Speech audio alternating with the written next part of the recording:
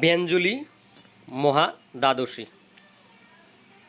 সূর্যোদয় থেকে আরম্ভ করে একাদশী পূর্ণ হলে এবং দ্বাদশীও পূর্ণ হয়ে তার পরের দিন ত্রয়োদশীতে কিছু অংশ থাকলে ওই দ্বাদশীকে ব্যঞ্জলি বলা হয়। এক্ষেত্রে একাদশী না করে ওই দ্বাদশীতেই উপবাস করতে হবে, পরের দিন দ্বাদশীর মধ্যেই পালন করতে হবে। ত্রয়োদশীতে পালন নিষেধ। পদ্মপুরাণে বলা হয়েছে এই দ্বাদশী ব্রত শ্রীহরির অত্যন্ত প্রিয়। একটি অশ্বমেধ যজ্ঞ 1000 অগ্নিষ্টম থেকে শ্রেষ্ঠ, আবার একটি বাজপেয় 1000 অশ্বমেধ থেকে আরও বেশি শ্রেষ্ঠ।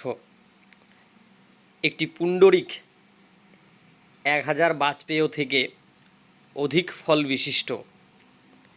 একটি সৌত্রামণি সহস্র পুণ্ডরিক থেকে শ্রেষ্ঠ।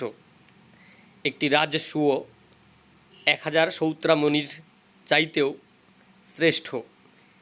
কিন্তু একটি ব্যঞ্জলি ব্রত সহস্র রাজসূয় অপেক্ষাও অধিকতর শ্রেষ্ঠ। কলিকালে ব্যঞ্জলি এই শব্দ উচ্চারণ মাত্রই শত সহস্র জন্মের পাপ ক্ষয় হয়ে যায়।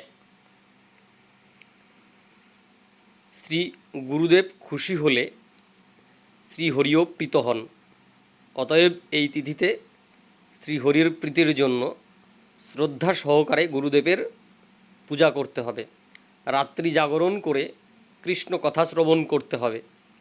গীতা, বিষ্ণু সহস্রনাম ও শ্রীমদ্ ভাগবত যত্ন সহকারে পাঠ করা কর্তব্য। নৃত্য, গীত ও সংকীর্তনে শ্রীহরি পরম সন্তুষ্ট হন। এই ব্রত অনুষ্ঠানে সর্বতীর্থে স্নান ও সমস্ত প্রকার দানের ফল লাভ হয়।